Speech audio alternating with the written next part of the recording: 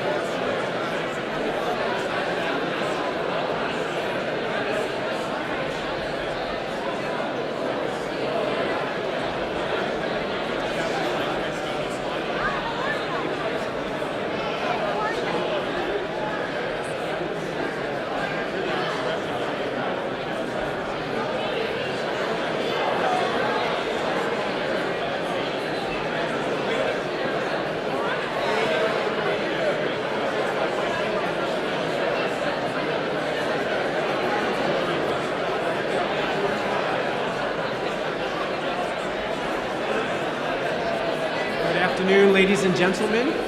Our program will begin shortly. We ask that you please take a moment to find your seats. Also, please silence any electronic devices. Thank you.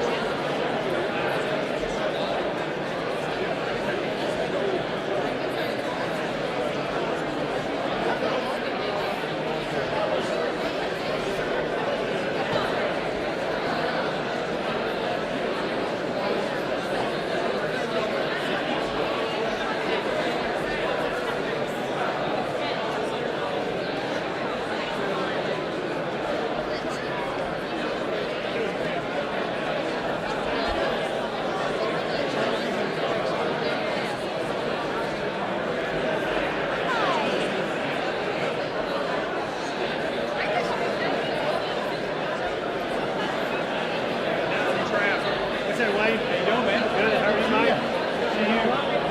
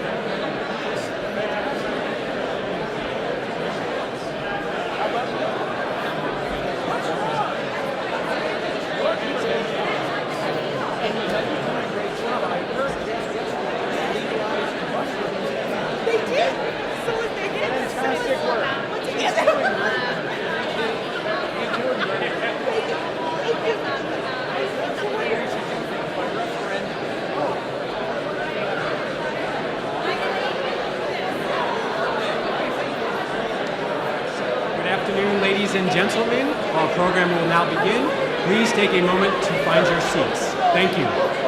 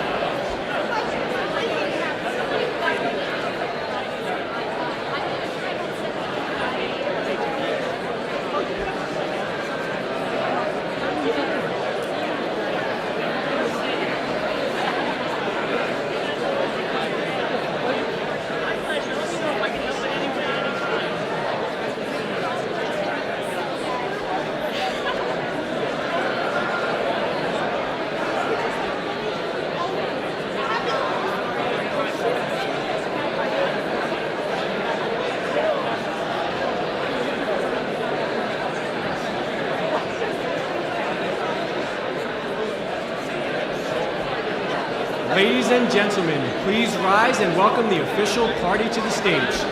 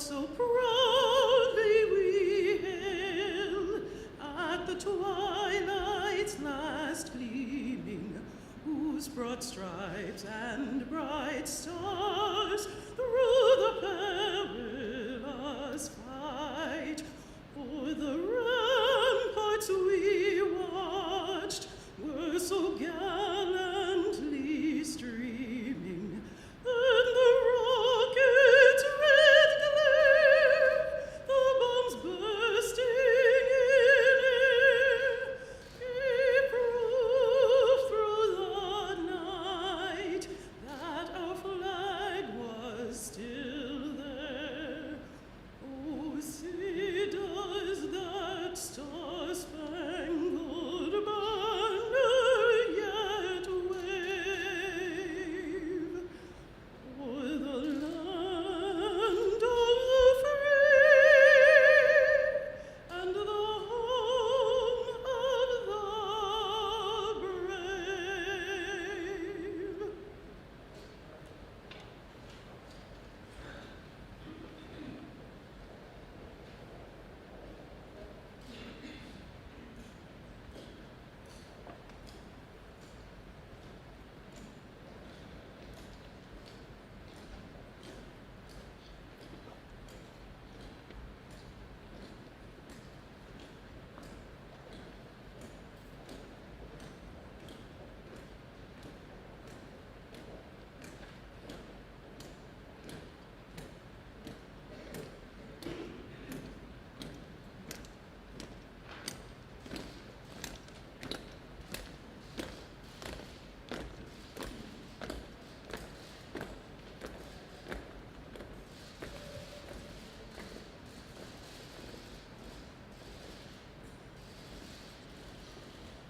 Ladies and gentlemen, please be seated.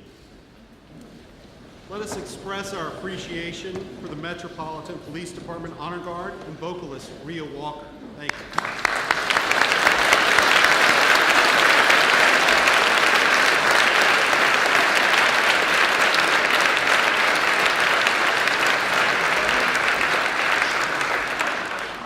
Good afternoon and welcome.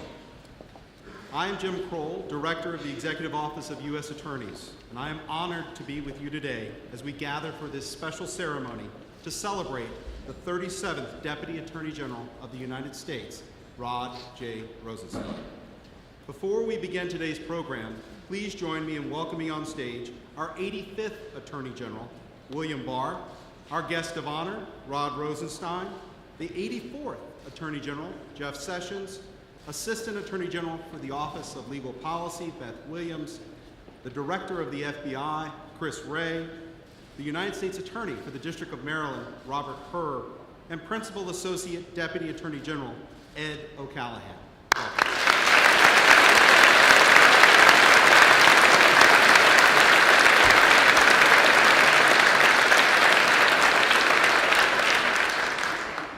Also joining us today in the audience, I would like to welcome Kellyanne Conway, Counselor to the President, Secretary of Health and Human Services, Alexander Azar, Senator Richard Burr, Senator Tom Cotton, and Congresswoman Susan Brooks, as well as Deputy Secretary of State John Sullivan. Thank you all and all of our distinguished guests for being here today. Thank you for coming.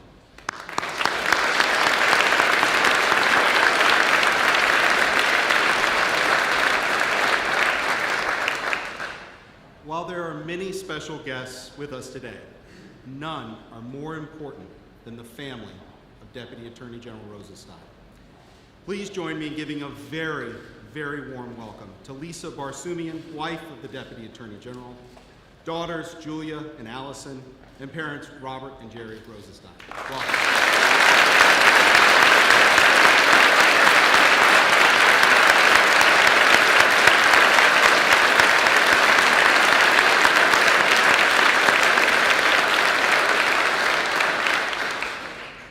The entire department greatly appreciates the enormous support that you have provided to our Deputy Attorney General as he dedicated himself to seeking justice, to keeping our country safe, and to ensuring that the law is enforced equally and fairly for all.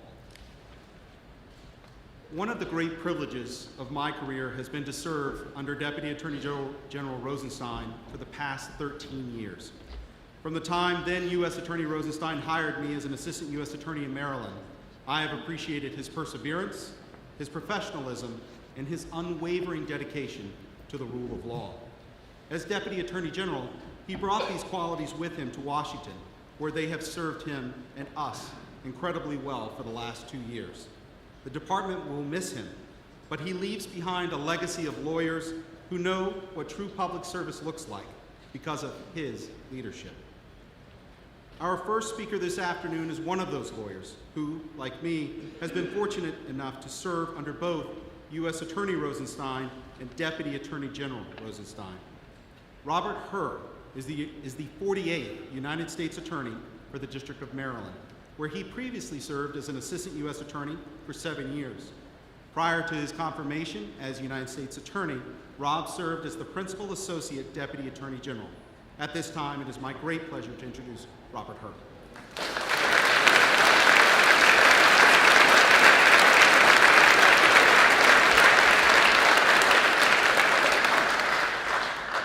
Thank you very much, Jim. And good afternoon, friends and distinguished guests. I have given a lot of thought to what I would say on such a bittersweet occasion before such a distinguished audience. My first thought was, I should grow a beard worthy of a payday. I, too, want a set of viral internet memes talking about how impressive my facial hair is. Many friends and family members have asked me recently, do you know that guy with the beard? Yes, I know him. Yes, he's a good guy. Yes, his beard really is awesome. To be honest, I haven't really thought about whether he resembles Ulysses S. Grant, but I'll think about it. So I set my mind to growing my own beard, and the results speak for themselves. And I realized this is serious business. These are serious people doing serious work. I cannot waste their time with levity. So I thought about sharing with you how working with the Deputy Attorney General has changed me. Several months into serving as PAYDAG, a few people close to me, including my wife, said, "You're starting to sound like the Deputy Attorney General." That made sense. I was spending almost all of my waking hours with the man. So when my wife said to me, "You're starting to sound like the DAG," I replied, "Excellent."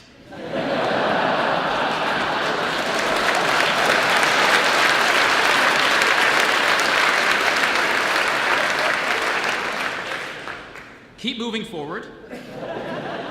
Justice Jackson, rule of law. My wife shook her head and turned away. I maintained my deadpan expression.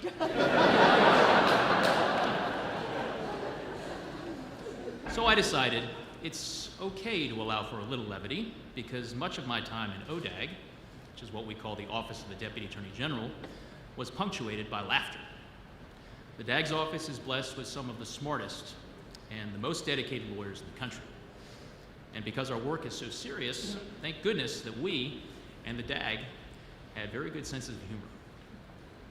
When you're going through tough times, when you say, you can't make this stuff up, you can either laugh or you can cry. And I remember a lot of laughter with the DAG, and I certainly don't remember any crying.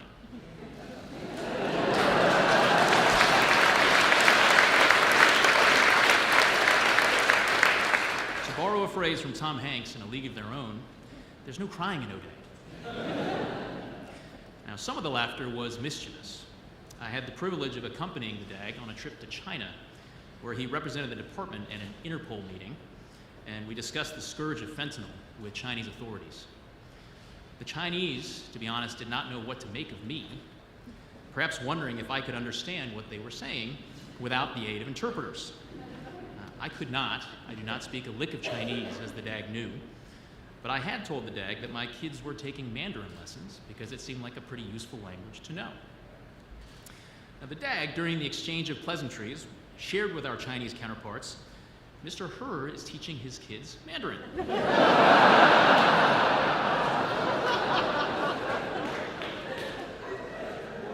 The Chinese reacted visibly to this revelation. Some looked delighted, others chagrined, and they started to address me in Chinese. This was awkward. I chose not to bluff my way out of the situation for fear of creating an international incident. I fumbled to explain that I was paying other people to teach my kids Chinese. Good one, sir. You got me.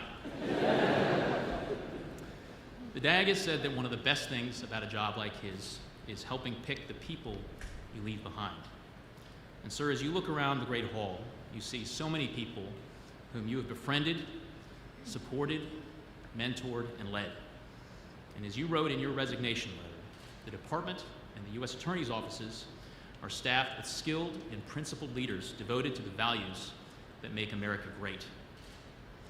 It is such a privilege to succeed you as United States Attorney for the District of Maryland. You've advised me that the most important thing I can do as U.S. Attorney is to hire good people. I've followed that advice. One of my favorite things to do is to welcome new hires to the office on their first day, share with them my thoughts on the importance of safeguarding the department's reputation for integrity, and administering the oath of office. I know that this oath is familiar to you, sir, as you have administered it to many AUSAs and sworn the oath many times yourself during your decades of service with the department. Swearing an oath is no small thing. It forces us to slow down and mark with solemnity a significant challenge we're about to take on. We do not swear oaths to do easy things. Oaths are about serious things that require real fortitude and commitment. Entering military service, testifying in court, beginning a marriage, and becoming a police officer. And it's fitting that on the eve of Police Week, we take note of the extraordinary challenges that law enforcement officers face routinely. Doing jobs with high stakes and significant discretion, we may be tempted to do the easy wrong instead of the hard right. But often, there is no easy choice. There will be intense scrutiny, pressure from all sides, armchair quarterbacking, and personal attacks no matter what you do. You simply get good advice, think carefully, make the call you believe is right, and then take the hits. DAG, you have fulfilled your oath. You have defended the Constitution. You have borne true faith and allegiance to the same. And you have well and faithfully discharged the duties of your office. It is hard to imagine the Justice Department without Rod Rosenstein. But in case you're interested, we do have a vacancy in Greenbelt right now. You would be a great AUSA. Dag, you showed how to fulfill your duties with grace, humor, and dignity. You took the hits, and you kept it classy. We will continue to do our best to do the same. Thank you.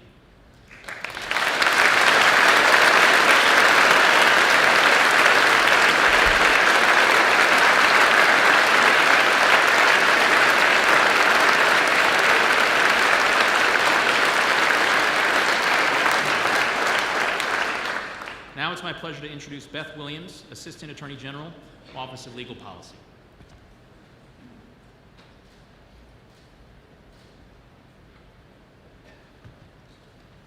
Good afternoon. It is an honor to be here with you today and to say a few words about our Deputy Attorney General, Rod Rosenstein. Much has and will be said about Rod's public-facing role, but I'd like to share some thoughts with you about the Rod Rosenstein that I know. They say the mark of a good boss is knowing the names of his employees' children. Well, after I introduced my children to Rod, he not only remembered their names, he remembered the names of the stuffed animals that they were holding at the time. Tasha and Dottie, right, Rod? That story probably is not surprising to those of you who have had the good fortune to work with Rod. At the Department of Justice, each and every day, Rod demonstrates that care for the people with whom he works and for the important missions they are serving. And he displayed true leadership, enduring the slings and the arrows, the testimony and the news stories, while allowing the rest of us to focus on the important work of the department. And for that, I know that many people in this building will be forever grateful. Anyone who has paid attention to Rod's speeches or who has read the back of this afternoon's program knows two things about Rod. One, he has a deep admiration for former Attorney General and Supreme Court Justice Robert Jackson. And two, he loves a good Jackson quote and often quotes Justice Jackson in his speeches. We at the Office of Legal Policy often undertake our own analyses and consider statistics, so we decided to do that here. And it turns out that Rod quotes Justice Jackson approximately 5.2 times per hour during a typical workday. I'm told by Lisa that that's on par with his quoting rate at home. Back in March, there were actually reports that he had run out of Robert Jackson quotes, and so he planned on leaving the department then. But thankfully, he found a few more, and that has gotten him through till May. There is a reason that Rod quotes Robert Jackson's words so often. It is not only because he was a great champion of the law, it is because he so eloquently communicated the principles that form the pillar of our work and our mission at the Department of Justice. Jackson had a North Star, an understanding of the rule of law that guided him. Rod Rosenstein shares many qualities with Robert Jackson. He too inspires those who work for him and with him. He too has a North Star. And in 50 years, it's easy to imagine our grandchildren will be quoting words that he said, and we hope living up to the values that he holds. Given this, I was happy to come across a Jackson quote describing the type of vanishing lawyer that has served as an American institution. Robert Jackson wrote, "He left his mark on his times, and he was worth knowing. He loved his profession. He had a real sense of dedication to the administration of justice. He held his head high as a lawyer. He rendered and exacted courtesy, honor, and straightforwardness at the bar. He respected the judicial office deeply, demanded the highest standards of competence and disinterestedness and dignity. The law to him was like a religion, and its practice was more than a means of support. It was a mission." Luckily, that type of lawyer has not completely vanished, and he is here with us today. Rod, it has been an honor to serve with you. To Lisa, to your parents, to your girls, you should be very proud. And I find it only appropriate to end with a Rod Rosenstein quote. "I devoted my career to law enforcement because the rule of law is the foundation of human liberty. The rule of law secures our freedom. It will secure our children's freedom. And we can only achieve it if people who enforce the law set aside partisanship, because the rule of law requires a fair and independent process, a process where all citizens are equal in the eyes of the government." Rod, thank you for your service, and may God bless you in the next chapter of your career.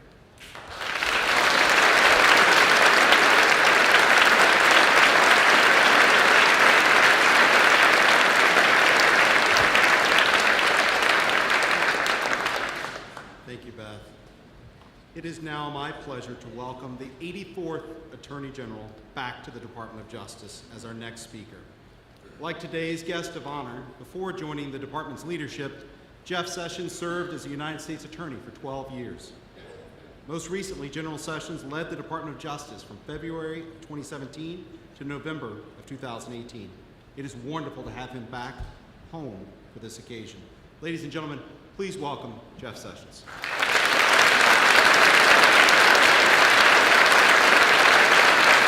Thank you.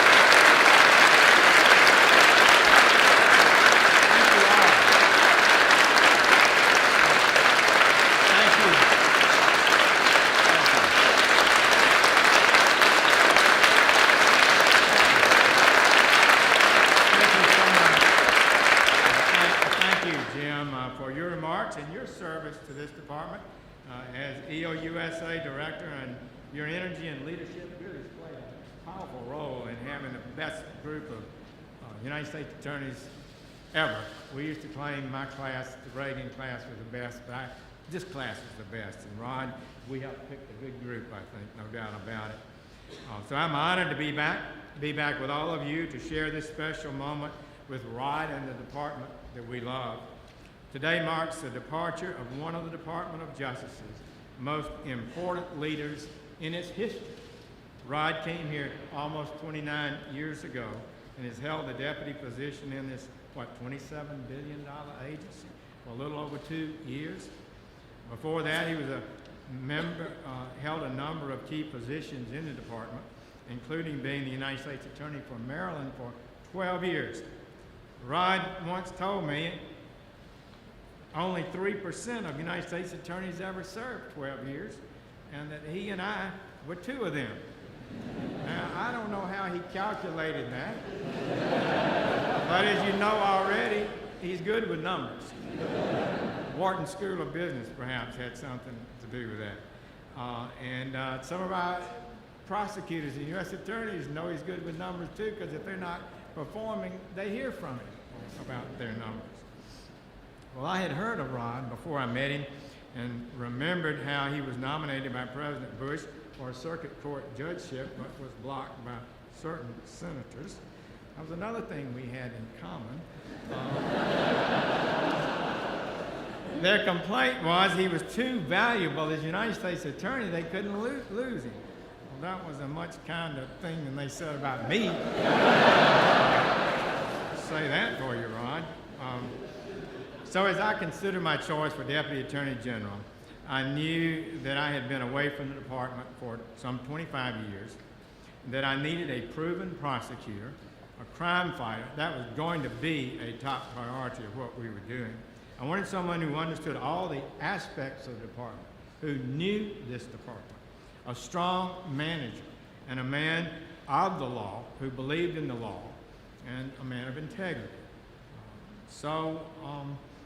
He shared my view on so many of these matters, on good law enforcement policies, that if you do the right things effectively, you can make our communities safer. Crime does not have to go up if you do it right. He knew that homicides and violent crimes had jumped in the previous 2 years. He was committed to adopting policies that would reverse those trends. We discussed how to identify and confirm the great United States Attorney group that we were moving forward. He understood the importance of state and local law enforcement, and that it was essential for our federal team to work with them if we were going to reduce crime. 85% of our people are state and local. In fact, we have assembled a truly great group here, and he did. We discussed the importance of enhancing discipline within the department, following our rules, following the rules, following the law, and avoiding the politicalization and leaks and other things that seem too often to occur. We discussed the importance of adhering to the rule of law. We discussed that quite a bit, frankly. It was a top matter in our discussions, I believe, as we discussed what we might do together at this department. So I had watched the Office of Attorney General from afar in Alabama as an assistant United States attorney and as United States attorney, almost with a sense of awe. On the Senate Judiciary Committee for 20 years, I had another ability to see the office from a different perspective. So when we came in I had no doubt, Richard, there would be a lot of controversies and during my tenure. The Office of Attorney General just frequently finds itself at the vortex of law and politics and separation of powers. But in truth, I have to say, our run exceeded my expectations. Considerably. So when I recused, using the recent words of Attorney General Barr, the baby fell to rot. That's just the way it was. The so-called collusion investigation became his, and it was no little matter. There was a continual uproar. Decisions had to be made, and those decisions fell to him, and they fell to him alone. He had become the Attorney General for this matter.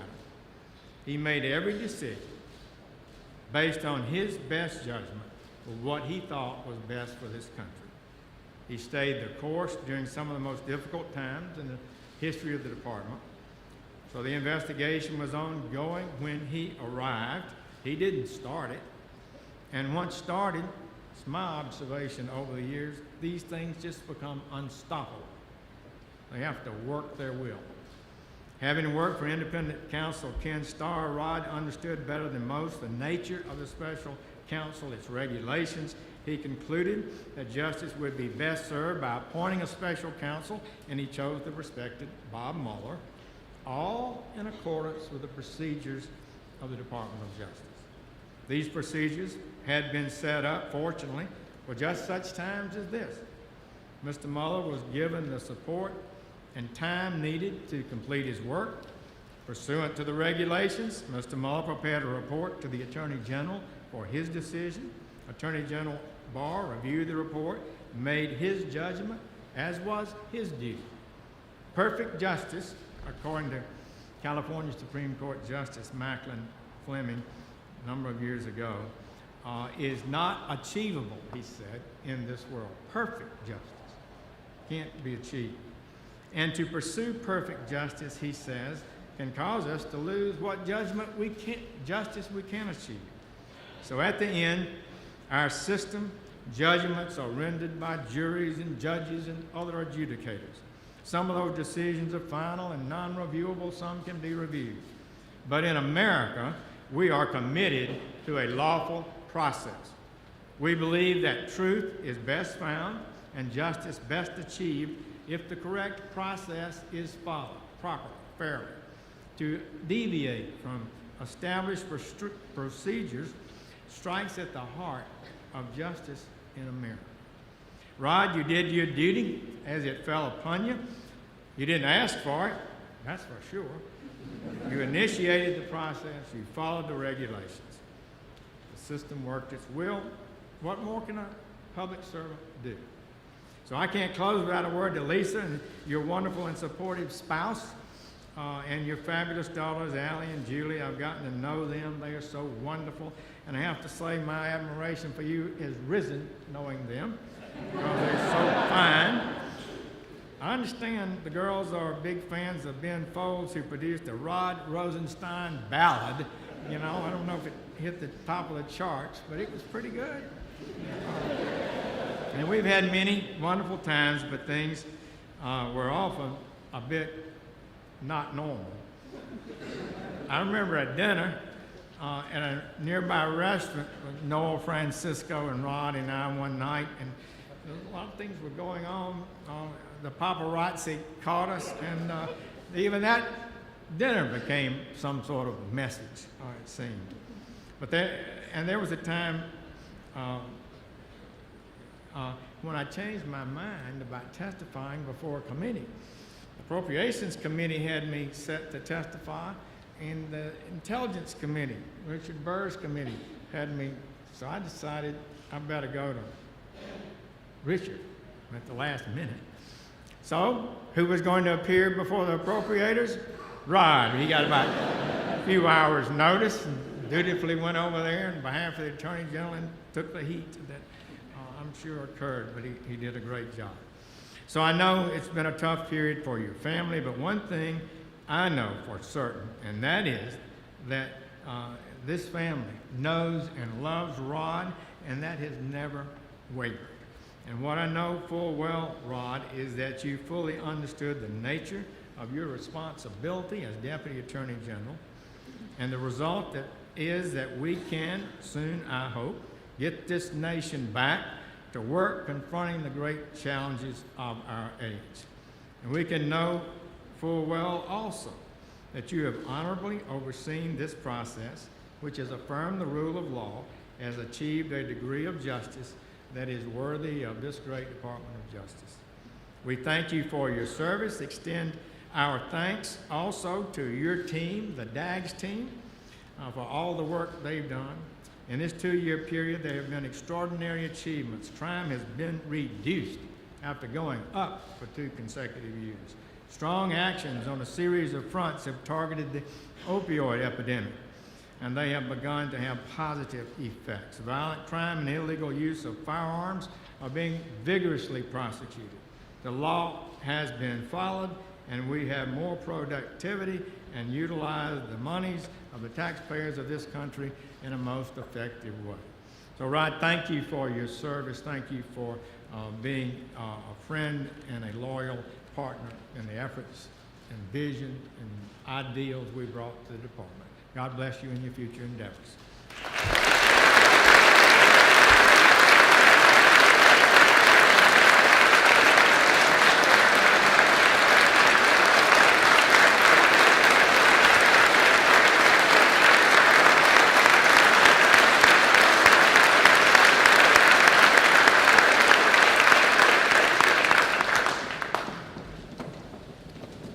Thank you, General. Our next speaker is also no stranger to the office of the Deputy Attorney General. Christopher Wray served as the Principal Associate Deputy Attorney General, without a beard, before becoming Assistant Attorney General for the Criminal Division in 2003. He has served as the Director of the FBI since August of 2017. Ladies and gentlemen, please welcome Director Chris Wray.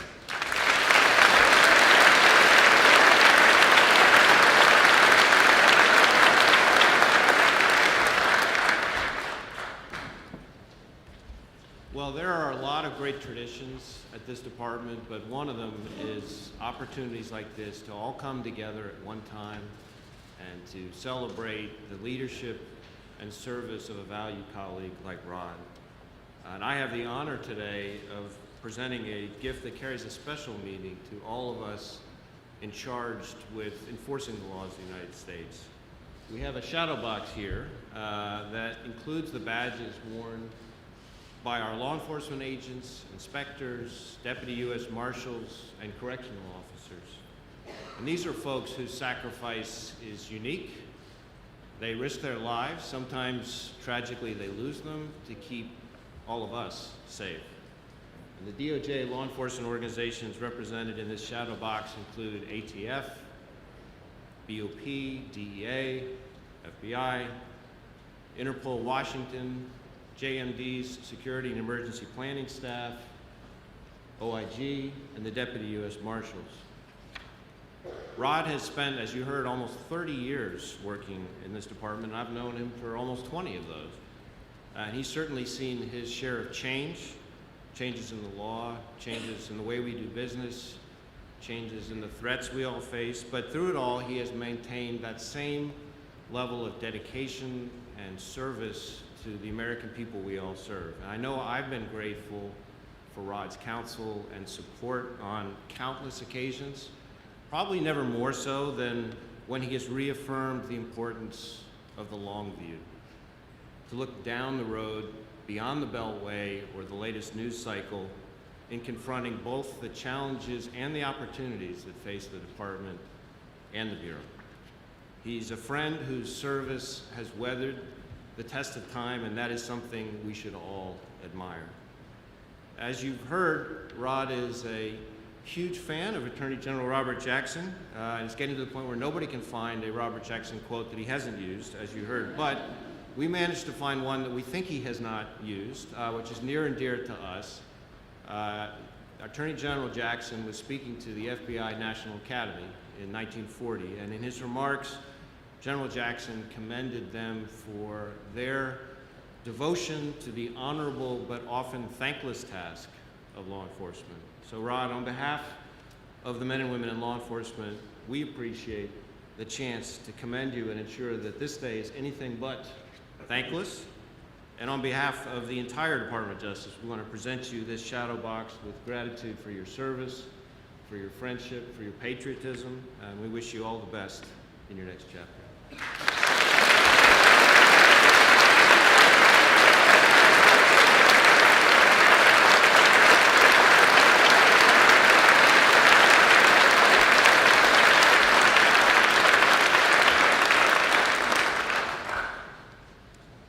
Thank you, Chris. When today's guest of honor joined the Department of Justice through the Honors Program in 1990, our next speaker was serving then as Deputy Attorney General. Shortly thereafter, General Barr began his first tour of duty as Attorney General of the United States, first serving in that role as the 77th Attorney General of the United States from 1991 to 1993. General Barr was confirmed as our 85th Attorney General in February of this year, making him one of only 2 people in history, and the first since the 19th century, to hold this high public office twice. Ladies and gentlemen, at this time, please welcome to the podium the Attorney General of the United States, William Barr.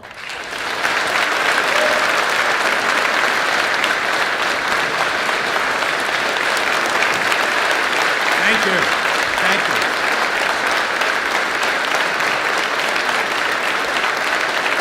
Thank you very much.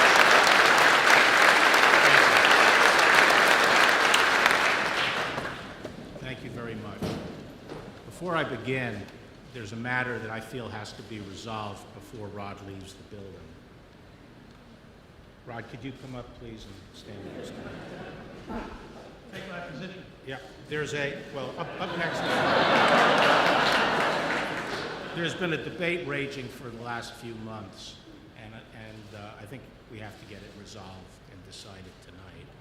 And that is, which one of us is capable of the most deadpan expression? Now, I know this is a little unfair because I do my best work in the hearing, in congressional hearing.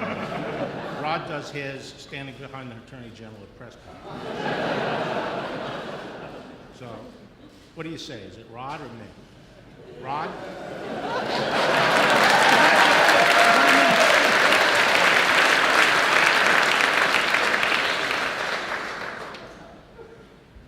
Thank you for all being here, and thanks to everyone who put this event together.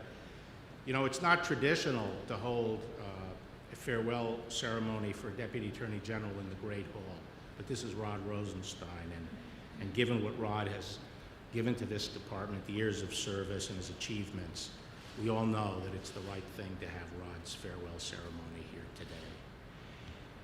Now, this occasion honors Rod not only for his tenure as Deputy Attorney General, but also for his nearly 3-decade career here at the department. And when Rod arrived in 1990, as Jim just said, there was this very svelte and dynamic Deputy Attorney General, who I'm sure serves as an inspiration for you. Now, in those days, the deputy job was a lot different. But I'll tell you now, the Attorney General job is a lot different also. You like records. This must be a record of Attorney General being proposed for contempt within 100 days of taking office. But Rod's arrival at Main Justice in 1990 was not the true start of his DOJ service. As a law student at Harvard, Rod interned at the U.S. Attorney's Office in the District of Massachusetts, and the acting attorney, U.S. attorney in that office at the time was none other than Bob Mueller. And Bob then went on to be Assistant Attorney General for the Criminal Division, where Rod was first assigned as an honors program lawyer. Little did we know that we would be getting the old band back together again.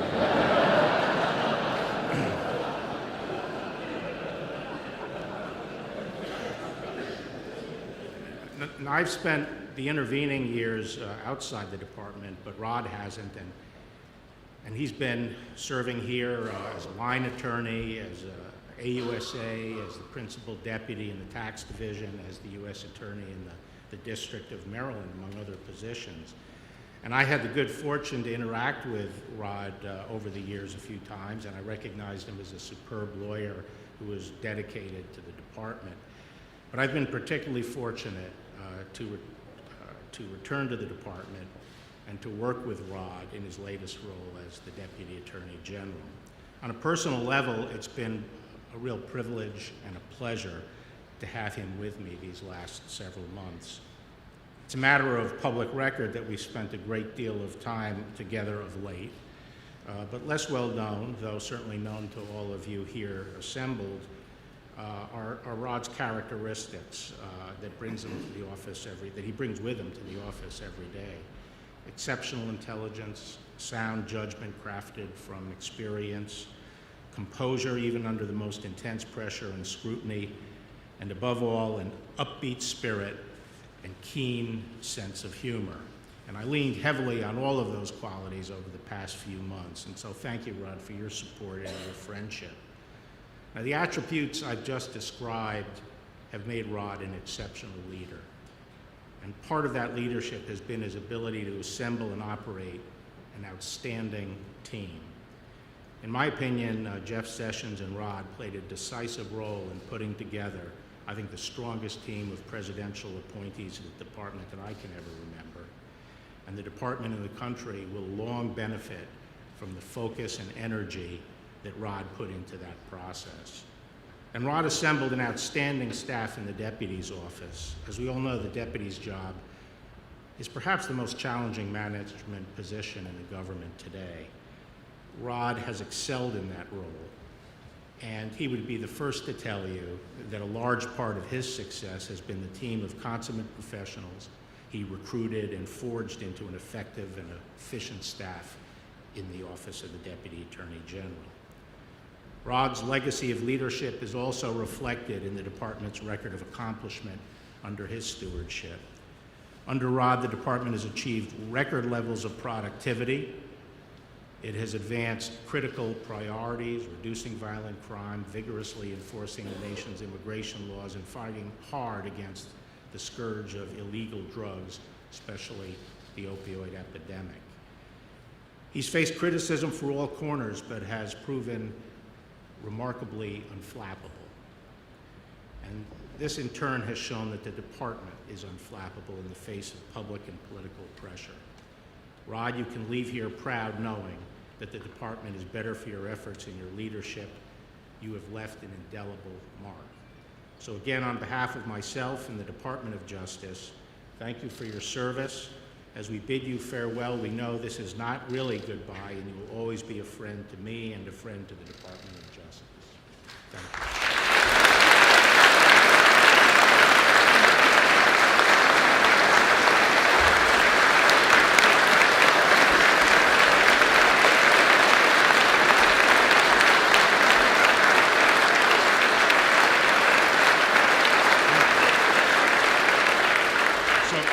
Another tradition at the department is when a deputy attorney general steps down is to present him with an American flag that has been flown over the main justice building.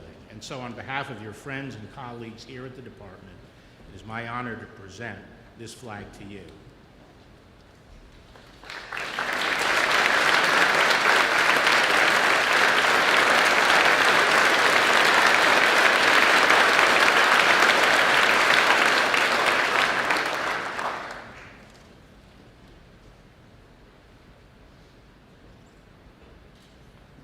I believe we have a special presentation, if we could dim the lights.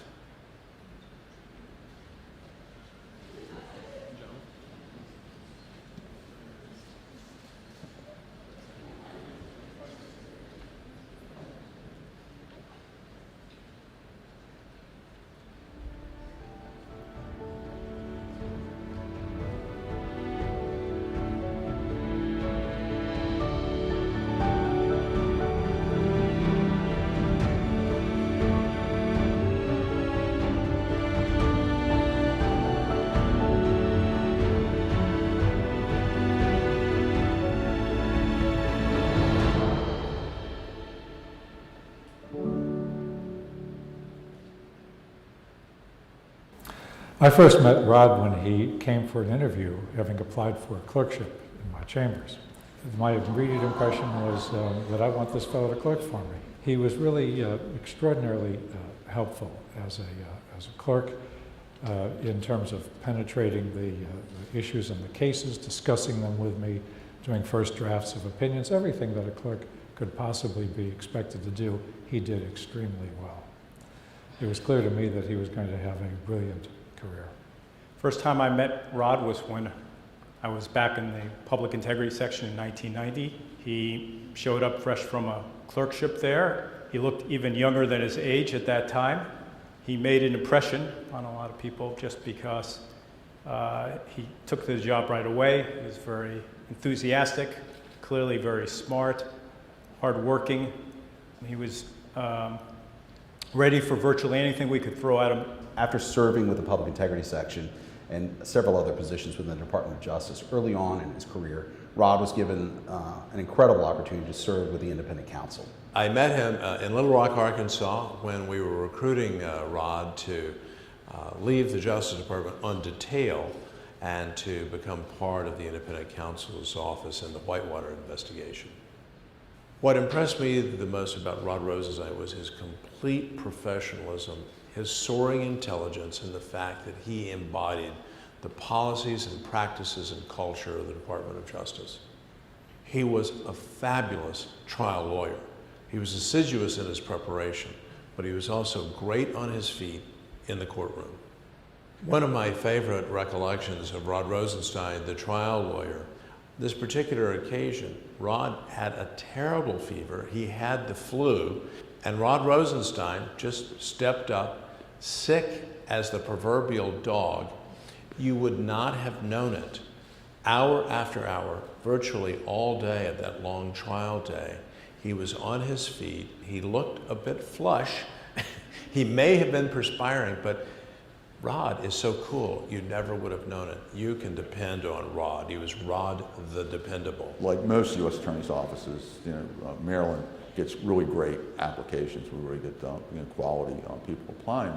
Rod can attach a transcript from a case that he had. He was one of the Whitewater cases that went to trial. He had like a stand-up role and it was examining some witnesses, and he got the transcripts and he attached that to his application. So I've interviewed a lot of people over the years, and not too many people have sent me transcripts from sort of a high-profile trial as an indication of what else they can do. Both Rod and Steve Dettelbach, who was a trial attorney in the Civil Rights Division, ended up coming to the office around the same time. We got hired and started the same day as AUSAs, and Rod and I worked in that office together for, gosh, it must have been almost 6 years. He has an amazing ability to remain focused, to look at the big picture, and that was the time that I actually had this claim to fame. Somebody had the horrible judgment to make me Rod Rosenstein's supervisor.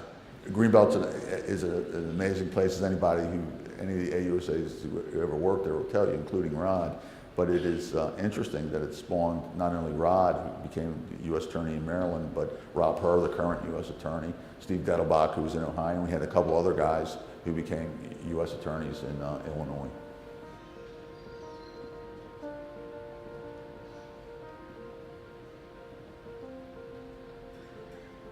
Rod recognized when he became U.S. Attorney then that the key problem in Baltimore was violent crime, and he was determined to try to do something about that. Maryland, historically, has had a number of public corruption cases, and certainly during Rod's tenure. It was a corruption case where we were prosecuting some state and local partners. There was a lot of sensitivity there, but we also needed their help to get the case done. Rod was very careful and very, very concerned about making sure that we were partners with our state and locals who were involved in the operation, but also, we're going to have to answer to the fact that some of their officers had become involved in this particular corruption matter. The way he ran the U.S. Attorney's Office was very hands-on, he knew what was going on in the cases. He loved hearing about the trials. I think he really missed trial work, and he did do one 6-week trial as a second chair when he was U.S. Attorney. It was really hard for him to be out of the office for 6 weeks, but he loved it, and it was a great case. To us in Baltimore, we just know him, like I said, as Rod. And we know him that way because he always put the community first. And law enforcement is a local thing. It really is not a national thing. It's local. And we solve problems and we handle issues and we affect the community locally. And that was Rod. He did a great job working as part of the U.S. Attorney's community, and he did it for a long time, and he saw lots of different administrations and people come and go out of that community. And Rod was always somebody who was a mainstay. He was always somebody who knew what being a U.S. attorney was all about.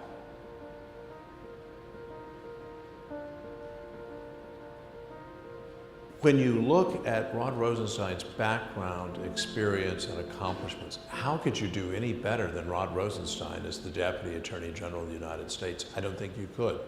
The first time I met Rod was when he was the nominee to be Deputy Attorney General. He came over to the Department of Justice, then he was still the U.S. Attorney in Maryland, and I got the opportunity to sit down with him and tell him whether the good news or the bad news, depending on your perspective, that he was stuck with me to help shepherd him through the confirmation process. And I remember from that first initial interaction just being blown away, not only by his intellect, there's a lot of smart people in the department, but his passion, his knowledge, his confidence. I just remember thinking, oh my gosh, this individual really is the full package. One of the things that made Rod Rosenstein such an attractive candidate and nominee for someone like me to work with was his broad base of support. You know, as you are aware, his confirmation process ended spectacularly. He had a great confirmation hearing and then ultimately was confirmed with 94 votes, which in this era is just unheard of, to have 94 people in the U.S. Senate support you.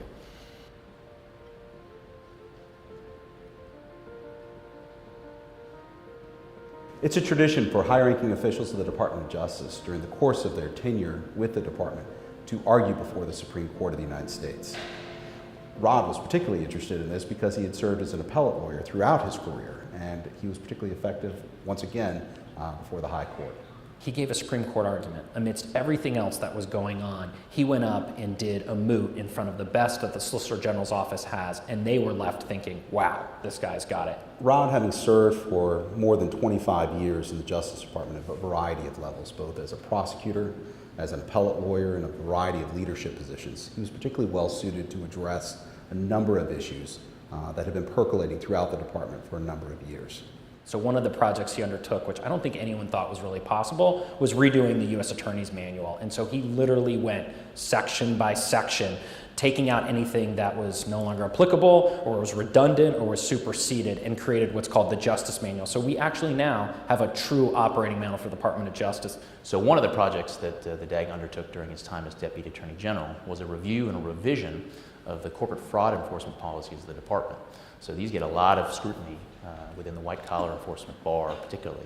So he spent a lot of time looking at this, and his real focus was, how do we make things streamlined and more efficient? These policies have to work in the real world. Our criminal and our civil attorneys have to be able to apply these policies in real life. So he spent a lot of time looking at that and making them more user-friendly for the department's attorneys, and to give more certainty for folks on the enforcement end of the community. One of the DAG's proudest accomplishments, I know, is his ability to recruit such quality people to come to the Department of Justice and all of the U.S. Attorney's offices. He has been impressed by the way that they have carried out what he hoped to have been the department's agenda, and I know that he's very proud of that.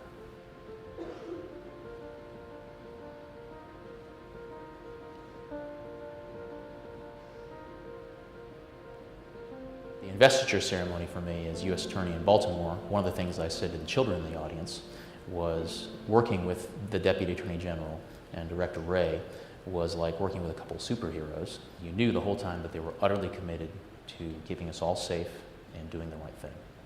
I think given the times we live in right now, Rod was the right man for the job of Deputy Attorney General. He's somebody who had the background to assume that office. And having worked his way up from a line prosecutor in the department all the way to U.S. Attorney, having spent time at Maine Justice as well as out in a U.S. Attorney's office. His tenure at the Department of Justice is what the Department of Justice and the U.S. Attorney's offices are all about, trying to do the right thing every day. And it's an honor to call myself a friend.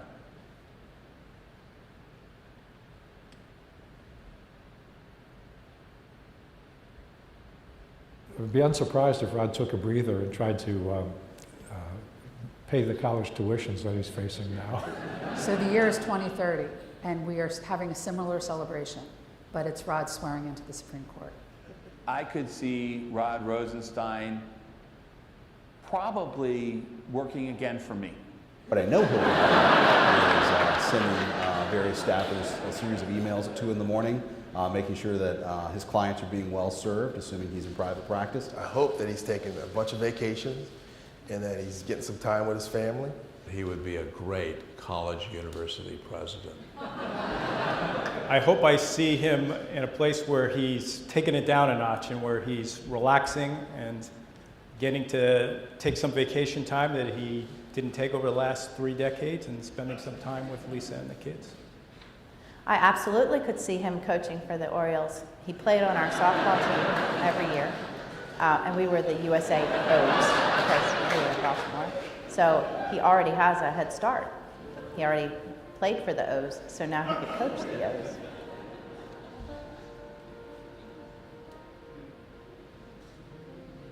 One of our favorite memories, my sister and I, with our dad, is going on these unplanned road trips where we would kind of have a general destination in mind, but nothing firm, and my dad would just drive until he got tired, and we would pull into a McDonald's or Cracker Barrel or one of our favorite restaurants, and he would quickly find a hotel reservation, and it definitely kind of got us into places that we wouldn't necessarily have been before.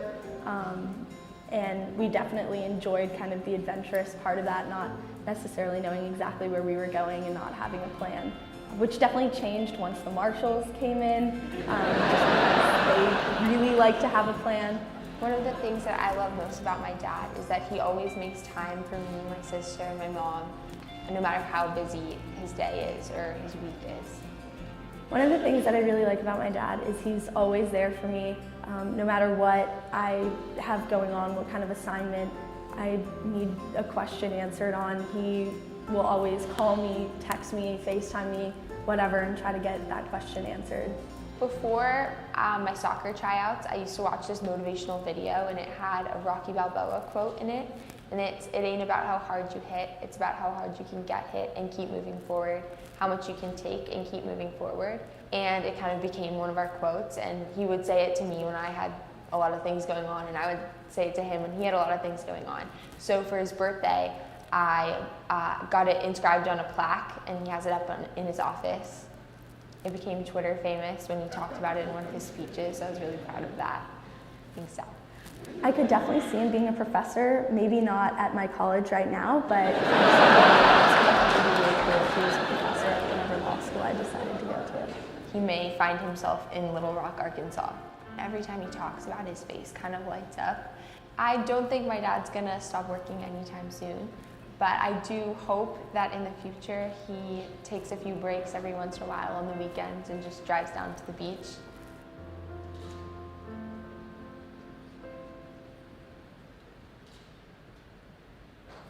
I think it's definitely bittersweet. I'm looking forward to the next chapter and seeing what happens, but I definitely think that him being in this position has taught me a lot, kind of how to stand up for what you believe in and how, to do the right thing despite whatever other people might say.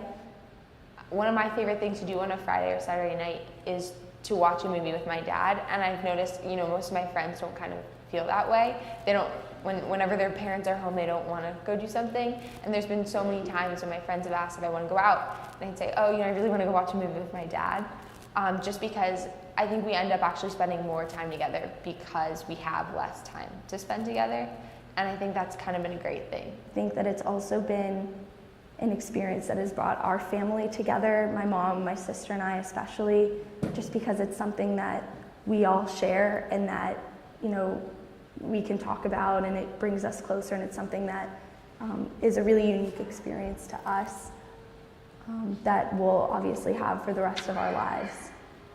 So one of my dad's favorite songs is Humble and Kind. I think it really resonates with him.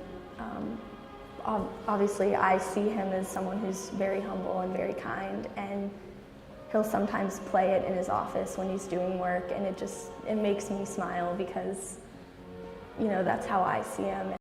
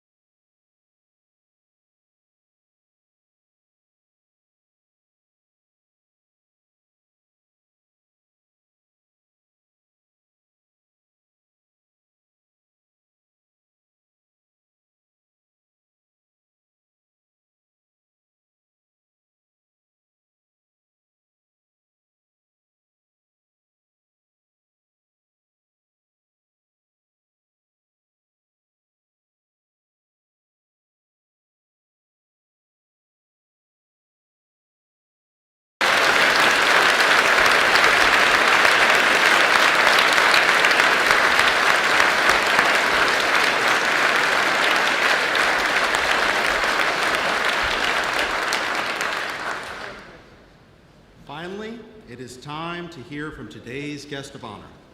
Much could be and has been said about the Deputy Attorney General's 30 years of distinguished service to the Department of Justice, and you are all closely acquainted with his many accomplishments.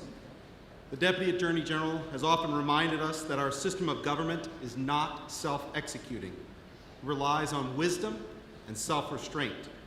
Throughout his career with the department, Rod Rosenstein has tempered zeal with kindness. He has sought the truth.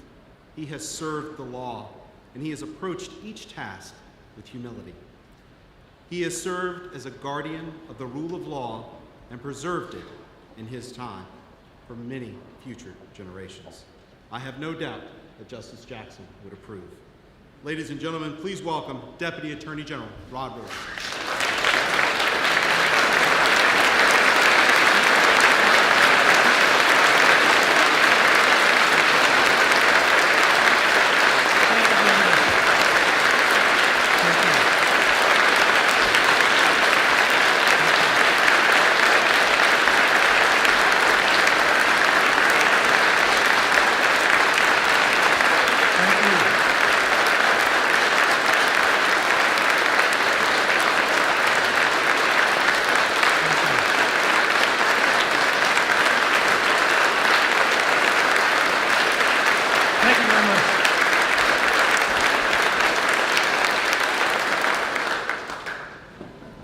Thank you very much.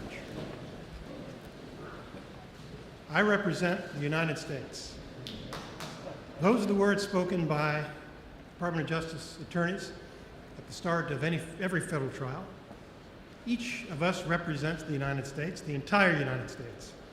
More importantly, we represent every one of the citizens, all ideologies and political affiliations, all races and religions. We represent supporters and critics. We represent victims and criminals. Our oath of office begins with a promise to support and defend the Constitution. The point is to establish a legal duty that overrides loyalty to anyone else. And in the final clause of that oath, we swear to well and faithfully discharge the duties of the office. You can only fulfill that charge if you understand the duties. I served under 5 presidents and 9 Senate-confirmed attorneys general. 10 if you count Bill Barr twice. We're not quite sure about that. I spent most of my career outside Washington, but I worked at headquarters 3 times, 4 years in the early 1990s as a trial attorney, 4 years in the early 2000s as a supervisor, and for the past 2 years in my current job. I frequently speak about the inspiration I draw from three aspects of this main justice building: the art it contains, the people it employs, and the principles that it represents. Every floor of this building contains reminders for me of heroes, mentors, and friends. They taught me that political considerations may influence policy decisions, but when it comes to individual cases, this department stands apart from politics. Attorney General Jeff Sessions told us to follow regular order and ensure the nonpartisan administration of justice. And that is what we did every day. And that is what the department will continue to do under Attorney General Bill Barr. So what is it that secures liberty in America? It's not just the words of the law, it's about the character of the people. When you exit this great hall and walk into the courtyard of the main justice building, if you look up, you'll see a Latin inscription that reads, "Privilegium obligatio." It means that when you accept a privilege, you incur an obligation. People who earn the privilege of joining this department accept the obligation to seek the truth, serve the law, and faithfully follow our policies and procedures. Former Judge Richard Posner put it this way: the Department of Justice wields enormous power over people's lives, much of it beyond judicial or political review. With power comes responsibility, moral if not legal, for its prudent and restrained exercise. And responsibility implies knowledge, experience, and sound judgment, not just good faith. Our Justice Department employees undergo rigorous screening interviews and periodic background checks. With few exceptions, they demonstrate great intellect and integrity, patriotism and wisdom, courage and resilience. No organization with 115,000 employees is error-free, but our virtuous culture and our disciplined procedures promote objectivity and fairness. We are required to comply with an array of laws, regulations, and ethical rules. We maintain experienced, professional, nonpartisan internal watchdogs to investigate credible misconduct allegations. And we face external scrutiny by judges and bar authorities. We correct mistakes, and we punish wrongdoers. For us, the rule of law, it's not just a talking point. It's an operating principle. And the rule of law requires us to ignore partisan politics, to tune out the news cycle, and to base our decisions on credible evidence. Many people have the luxury of dismissing facts that are inconsistent with their pre-existing beliefs. But we face the exacting scrutiny of the federal courtroom. That imposes a powerful discipline. We can't prove our cases with hearsay or anonymous witnesses. We need to produce eyewitnesses. We need to satisfy the rules of evidence. We need to meet our burden of proof to the satisfaction of a neutral judge and an unbiased jury. Do you know how difficult it is to persuade 12 random citizens of anything? We need unanimous support to win our cases. We face those rigorous rules because our allegations carry severe consequences. Those rules motivate us to seek only the truth. Pursuing the truth requires us to keep an open mind and to avoid confirmation bias. The truth may not match our preconceptions, it may not satisfy our hopes, but truth is essential to justice. The most important memento in my office is a plaque. It reads, "Don't tell me what I want to hear, just tell me what I need to know." And I enjoyed the support of an exceptional team, which Attorney General Barr and Sessions have referenced, an exceptional team that followed that advice. We stayed the course, and we accomplished what we set out to do. There are many people in this room who stood with me to defend the ramparts of justice. When we are in the right, we keep moving forward. But our confidence is not naive. It flows from an appreciation of the history and the traditions of this great institution. One of the most important lessons for litigators is to begin with the end in mind. Decide what evidence you need for your closing argument and stay focused on it, whatever the ups and downs of the trial. Trial lawyers understand that the most dramatic moments may have very little impact on the final verdict. We learn to ignore the fleeting distractions and focus on the things that matter. Consider what happens when you use a smartphone map to plan a trip. Many things can go wrong during the trip. Traffic may be unexpectedly heavy. Accidents can obstruct your path. You might make a wrong turn. But whenever unexpected challenges occur, the program calmly recalculates and keeps you on a path to your destination. I'm grateful to the friends and relatives who joined me on this journey. My wife, Lisa, made many sacrifices in support of my public service, particularly over the past 2 years. My daughters, Julia and Allison, who, thanks to Jim and the EOUSA team, you saw quite a bit of, which I did not expect. My daughters cheerfully tolerated the disruptions that arise when a parent is in the arena. In fact, congressional hearings are now one of Julie's favorite forms of entertainment. I kid you not. Senator, that's House, not Senate.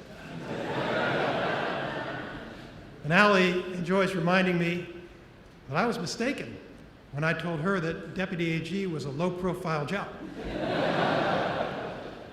Well, my parents, Robert and Jerry Rosenstein, never wavered in their confidence. Lisa's mother, Alice Barsumian, is another steadfast supporter, and she arrived today with my sister-in-law, Alona Barsumian, and her children, Veronica and Patrick. And there are friends here from elementary school, high school, college, and law school, judges and defense attorneys who shared some of my most memorable trial experiences, colleagues and supervisors who guided me, administrative employees who kept the work flowing, law enforcement agents who spent nights and weekends with me, interviewing witnesses, prosecutors who joined me in the trenches. These are the men and women of federal law enforcement. They are some of America's best, brightest, and most patriotic citizens. They deserve our admiration and our respect. Thank you.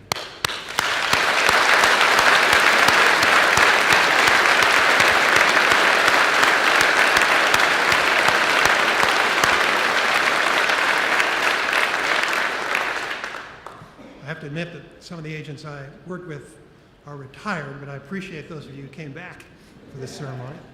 At my confirmation hearing, I pledged to defend the independence of the Justice Department, to protect public safety, to preserve civil rights, and to seek justice. I promised to draw on my personal experience with law enforcement officers and to promote public confidence, and I fought for those goals every day. Government officials sometimes face pressures to compromise principles, perhaps even to trade virtue for the appearance of virtue.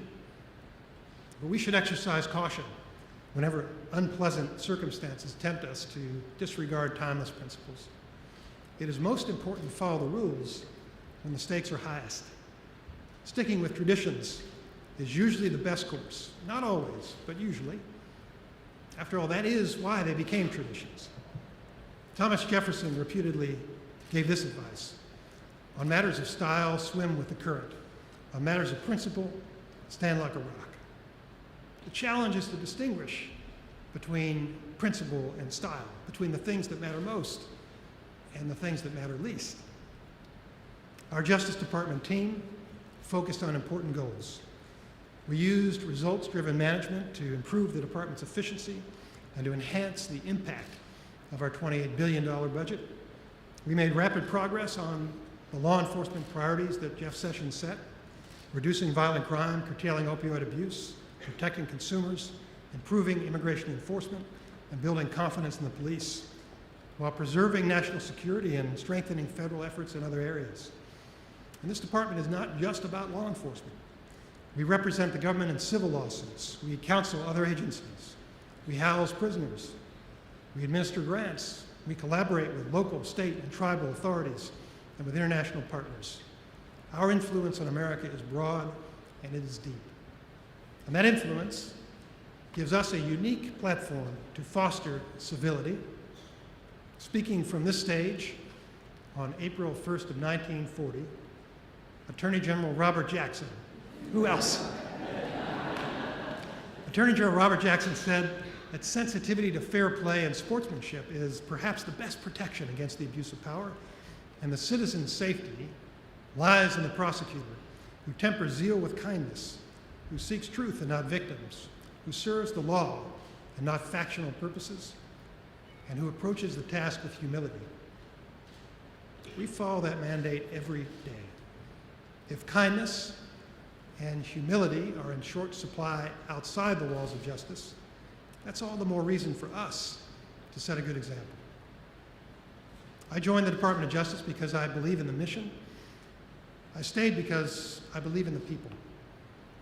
I watched you pursue justice with ceaseless devotion, often at personal sacrifice and sometimes at physical risk. It's a privilege to work with such honorable, principled, trustworthy public servants. Some of my role models were famous political appointees, but many were career public servants like David Margolis, who was renowned for his irreverence and for his love for this department. David gave me some advice about integrity a quarter century ago that stayed with me to this day. I want to thank his wife Debbie and his daughters Kim and Sherry for being here with us today. And in my final moments on this grand stage, I want to leave colleagues who remain behind with these words from another former Attorney General, Edward Levy. As law enforcement officials, you hold a unique and difficult position of enormous responsibility to our society. Many citizens learn what kind of country this is by watching you. And the things they learn, Levy said, include what kindness and decencies we honor as a people. I hope you do your part to carry the baton of justice with kindness and decency and to pass it safely to the next generation. And when you walk the halls of justice, I hope they echo for you with the voices of heroes, mentors, and friends as they do for me. To those who taught me, those who worked beside me, and those who stood behind me, I'm grateful for your friendship, and I'm thankful for your accomplishments. I leave here confident that justice is in good hands. It's in your hands.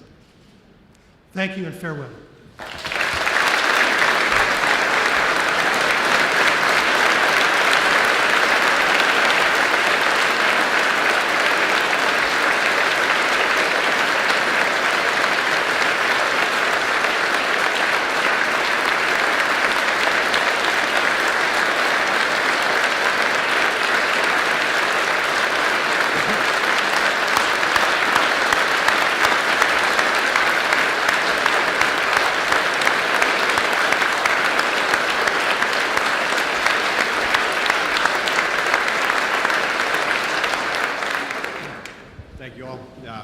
One more presentation for the DAG. As you have heard, I'm Ed O'Callahan, and I serve as the Principal Associate Deputy Attorney General. I've been in that role for the last year or so. It's affectionately known as the PAYDAG.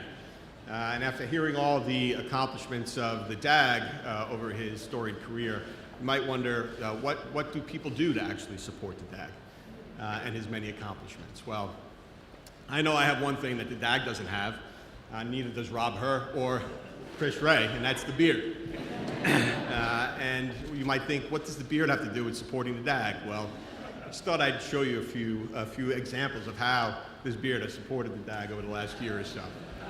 Last fall, when the DAG went through some rough times, the beard was here to give him some support and comfort in a very difficult time. More frequently, the DAG called upon my beard to provide some certain gravitas to certain moments. For example, when he announced the indictment of several Russians in the 2016 interference with the election.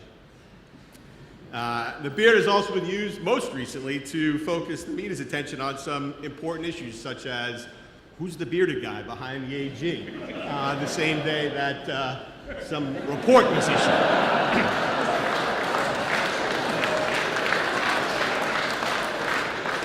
So, sir, over the course of this incredible journey with you, my beard has become a signature feature. It's frankly good to be known for something. This has had such a profound and gratifying journey for me personally to be with you on it. I've actually struggled after seeing all the esteemed presenters here today to figure out what I could bestow on you to commemorate our time together. And we've all heard about the phrase, and I've heard it all my life, like he could give you the shirt off his back, and I would certainly do that. but I don't think that would be appropriate. And I don't think you need a shirt. But I do believe that to commemorate our time together, I will bestow on you the official paid ad.